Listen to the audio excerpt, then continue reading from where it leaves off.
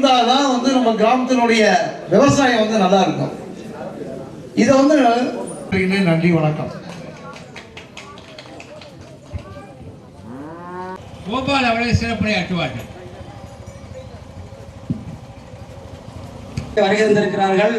அவர்கள் இந்த தமிழ்நாடு அளவிலே பசுகளை பாதுகாப்பதற்காக ஒரு விஜய ஆயுர்வைய ஐஸ்வர்யானாம் ஸ்ரீ மகா கணபதி மூலம் அச்சதாம் சமர்ப்பயாமி.